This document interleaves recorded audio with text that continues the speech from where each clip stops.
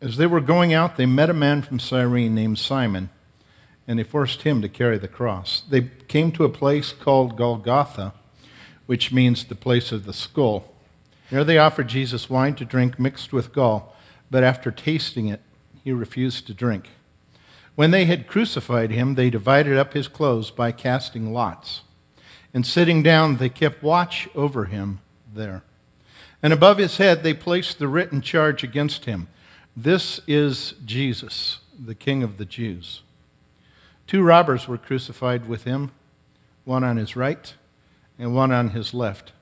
And those who passed by hurled insults at him, shaking their heads and saying, "Who are you? You're going to destroy the temple and build it in 3 days? Save yourself.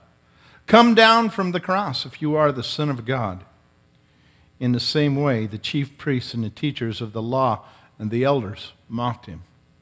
"He saved others," they said, "but he can't save himself. He's the King of Israel. Let him come down now from the cross, and then we'll believe in him. He trusts in God. Let God rescue him now if he wants him. For he said, 'I am the Son of God.'" In the same way, the robbers who were crucified with him also heaped insults on him. And are you thinking, okay, Lane, this is Valentine's Day. I put on my best Valentine's Day clothes. It's a nice day that we're supposed to feel warm and gushy and good about love and all those kind of things. And you read us this horrible passage about the crucifixion of Christ. Okay, I'll rewind. The person that you see on the screen here is that's a senior picture of Saint Valentin, or Saint Valentine as we know him. It was a real person. The interesting thing, though, is that we don't know a whole lot about him. It appears that he lived a couple of centuries after Jesus. One of the leading legends about Saint Valentin or Valentine, if you were to look it up, is that he was ultimately killed for helping young couples to get married. That was a crime in their day. Now, as far as Valentine's Day goes, it appears that somewhere around 1375, Chaucer, he invented St. Valentine's Day. So we don't know a whole lot about St. Valentine, or his day, to be honest with you. That goes with our understanding of love itself. That goes with our understanding of love itself. The truth is that we just don't know. And we don't know, in our society, we don't know a whole lot about love. All we know is that we want it, but we don't know a whole lot about it. So we think to ourselves, and maybe we think the shape of the heart will help us to understand a little bit about love, because that's the seed of our, that's the essence of our being here, our beating heart, and it's kind of an emotional thing, and that helps us maybe in some ways to understand love. But let me tell you something. If that's all you understand about love, you are in big trouble. You are in big trouble, because you will be disappointed, because if this is your thought, if this is your whole thought process, you will never find the best. You will never find the real thing. So I want to suggest this morning that maybe a better picture of what love is about is the shape of the cross, because that symbolizes an even more meaningful aspect of what love is about. Now, you might think, well, this is the wrong time to think about that, but maybe, just maybe, this is exactly the right time to think about this. I'm not trying to take away anything from romance. Romance is a nice, wonderful thing, but I want to add to it. Because love, real love, is going to hit some bumps along the way and will be put to the test. And so we look to Jesus for this, and I think that even more significantly than just looking to Jesus, we look to Jesus in the time of his crucifixion, because that's where many of the things that he said, because real love stands behind the things that it said. And Jesus did a great job of that. One of the greatest ways that he showed love in this difficult time of the crucifixion was he stood behind the things that he said. For example, early in his ministry, as Sam alluded to a little while ago, is that he said, you need to love your enemies. And as he is being placed on the cross, he showed absolutely nothing but love for the people who put him there. Earlier, we looked at the passage where in the upper room he told his disciples that the greatest love is the love that gives itself for its friends, his friends. And that's exactly what he does on the cross of Calvary. And this loving enemies and sacrificing for love, that all sounds well and good until real life steps in. But we've learned over the years that love isn't just the fun stuff. Sometimes love is changing the messy diapers. And I think what makes love real for Jesus is this picture. It is the cross. I mean, in John 10, it tells us, he tells his disciples that he's going to lay down his life. And then that's exactly what he does. Luke 23, he told them to pray for their enemies, and that's exactly what he does. Forgive them, Father, he says from the cross, because they do not know what they are doing. He prays for and forgives his enemies. So I think if we want to really know about real love, I think there's some lessons that we need to take from the cross, because those lessons that Jesus gives us there, they really translate into our daily experience. Lesson number one is this. So if we're really going to love, is that we learn to be available. One of the biggest complaints that I've heard over the years from couples who are in crisis tends to be, he's just not, or she's just not, they're just not really available to me.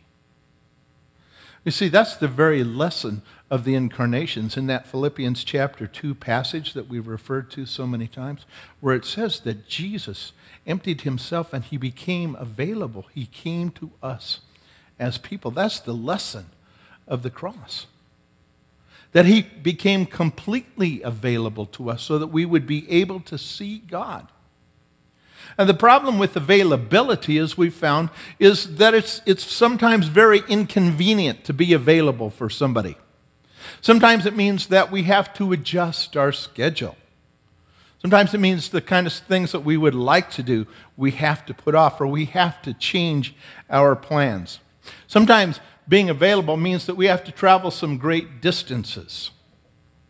On Tuesday, my older brother Lon is flying in from his home in Missouri to spend a few days out here. And he started doing this several years back for one real reason, and that was because that he knew that Valentine's Day is a very difficult time for our mother. Always has been since she was, she was widowed in 1973, and so from that time forward, it's been a very difficult holiday for her. And my brother Lon has taken it on himself, even when he lived in Alabama, to fly out here so that he could be at least right around Valentine's Day. Now that's not convenient for him. That's a great distance that he travels, and he leaves his own wife, because his kids, of course, are grown and gone. But he leaves her to be out here, because that's what love does. Sometimes it travels great distances. And the truth about availability is, if I'm here, I can't be somewhere else. I have to choose. And it means that I just make myself truly make myself available for those around me that I love. And I think that's the first lesson that we learn, is that we need to learn to be available. The second lesson that we learn from the cross is that we need to learn to be real. I think people have a very difficult time relating to who God is. I can't really put my finger on God, and so we put pictures on God. Years ago, You made him look like George Burns. Several years later, we make him look like another older actor, or we get this picture of God as an old man with a long beard and those kind of things, because it's very difficult for us to relate to God. And so that's why John's gospel begins. John says, and the Word became flesh, and he dwelt among us. I love the way the Message translates that. It says, and the Word became with us and one of us, and it moved into the neighborhood. That God became real for us in Jesus Christ. And that was the reality of God. And Jesus was a real human being. The Bible in the book of Hebrews would later tell us that he was tempted in every way that we are. He was able to identify with us. He became real. So that we wouldn't have to say, we don't know God, he's just somebody up in heaven. That's the beauty of Christianity, is that we have seen God on our planet. He has walked here, he became human, and he lived with us. But I think sometimes that translates into people as well. I think that a lot of times people outside of Christ get the wrong picture of who we are as Christians.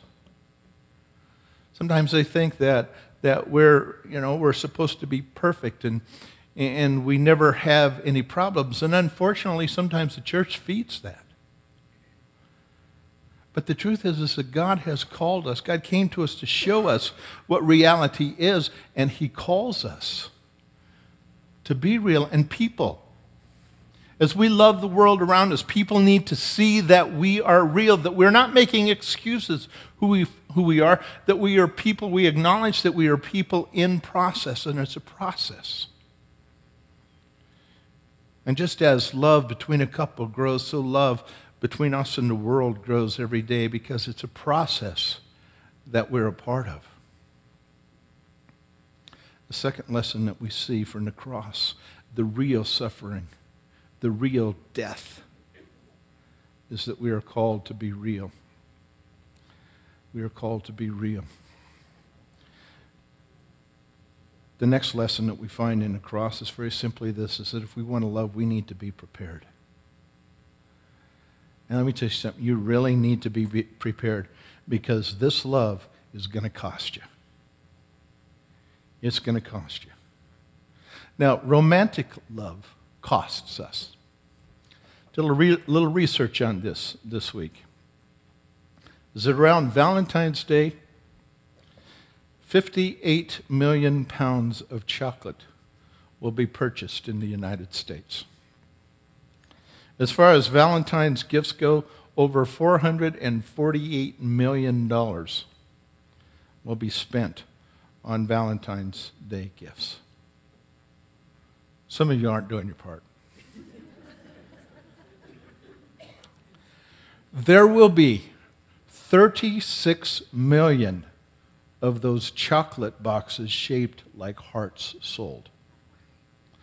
Most of them to men at the last minute.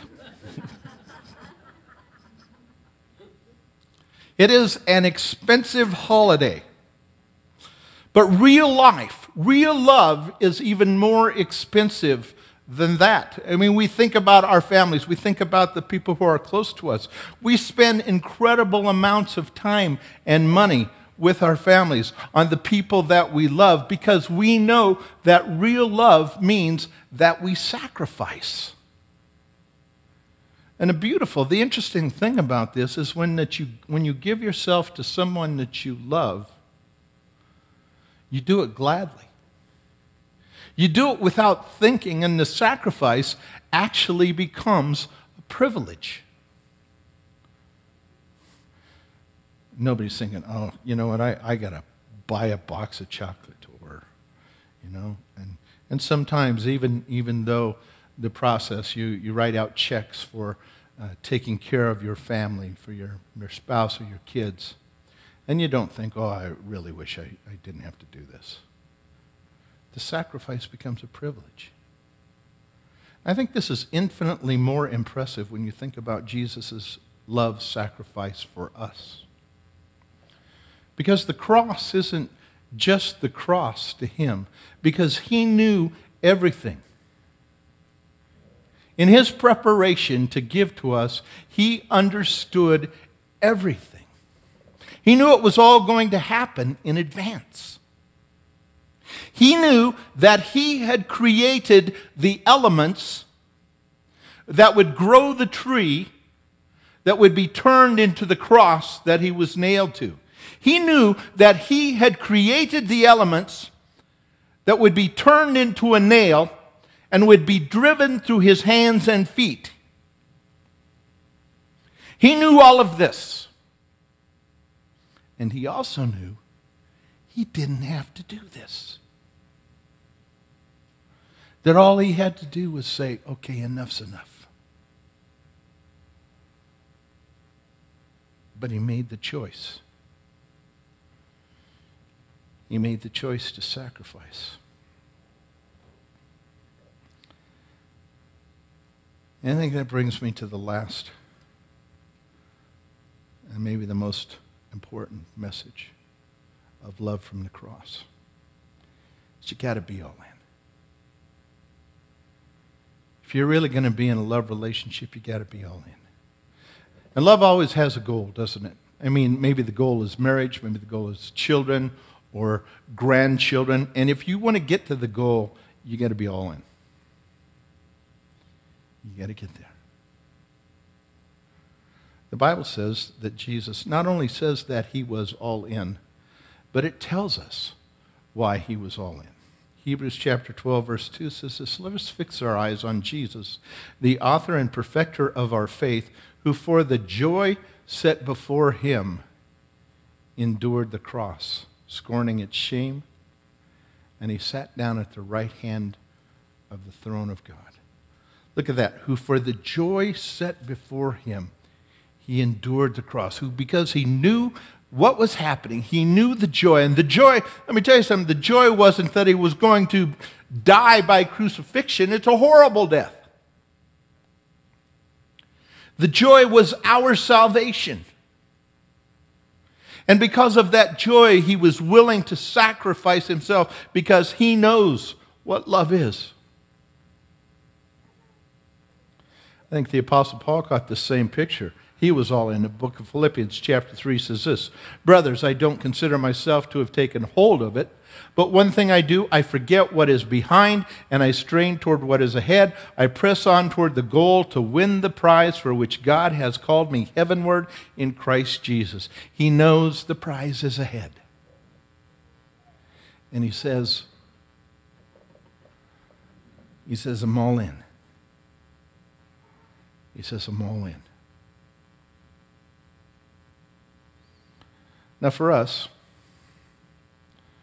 the goal for us as Christians is to experience God and to bring God glory. Now being all in is sometimes a very painful proposition. I mean, no question, for Jesus it was intensely painful. Crucifixion for years and years didn't even pop up in the world's societies because they knew the pain that it inflicted on mankind. They knew the process of crucifixion most predominantly was the outstretched arms, where nails driven through hands and through feet made it difficult to pull yourself up, if you even could, to breathe, or push yourself up off your feet to even breathe. That asphyxiation or slowly drowning in your own bodily fluids is the result of crucifixion. It was a horrible death. Interestingly, it's just now coming to light that ISIS has been reviving this practice in their crucifixion of Christians. It's horrible. But for Jesus, it's even worse, because maybe even greater than the pain of the crucifixion was the rejection. Matthew 27 tells us at the 9th hour, Jesus cried out in a loud voice, Eloi, Eloi, lama sabachthani, which means, my God, why have you forsaken me? Now, I'm not enough of a theologian to try to explain all of that. I don't know what all of it meant. I know that it meant a ton of pain, though. I know that it meant a ton of pain. And not only had God rejected him, but everyone had rejected him. Just hours before, Peter, who it seems like was one of his closest friends, if not his closest friend on earth, had rejected him, saying, I don't even know who he is.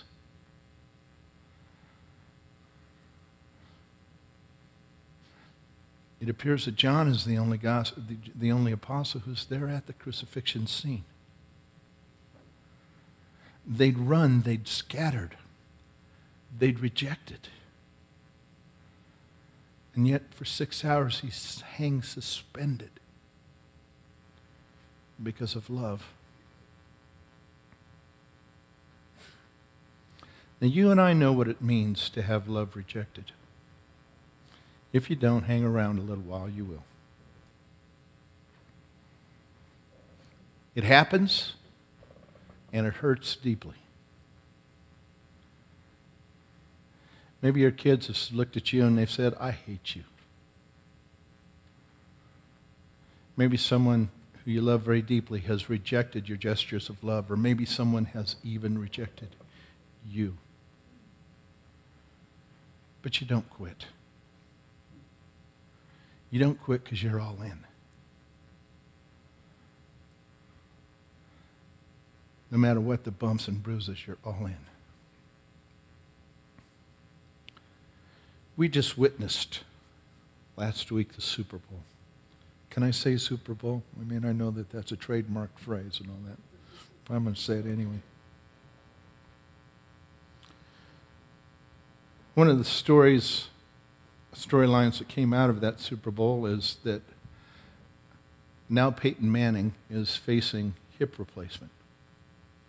As soon as he's done with his football career, if this is it, the first thing that happens is he goes under the knife to replace a hip because of the toll that the game has taken on him. I don't know if you happened to catch it, but they introduced the most valuable players of all of the Super Bowls. And one by one, they started it with a picture of Bart Starr, because Bart Starr, who was the MVP of both the first and second Super Bowls, wasn't able to be there because he's physically not able. Not that old.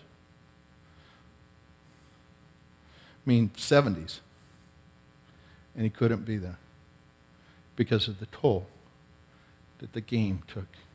And I watched those men, and as they walked out one by one by one, they all had one thing in common. And it wasn't their Super Bowl ring. It was that they all limped. Every one of them looked like walking across that field.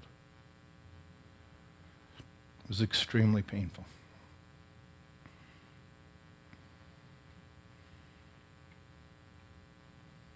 They interviewed Joe Montana, and they talked to Montana, who had been the MVP from 3 Super Bowls. And they talked to him about the pain that he went through and all the surgeries that he has gone through after his football career. And they didn't ask him the question, curiously enough, that I thought that they would ask. They didn't ask, was it worth it? Because I think they know the answer. And I think the answer would be the same for every one of those men who limped across that field. And for Bart Starr, who waved from the comfort of his own home. And they would say, of course it's worth it. Of course it's worth it. And suspended in space, Jesus said, this is what love is about. And you're worth it. You're worth it to me, he says.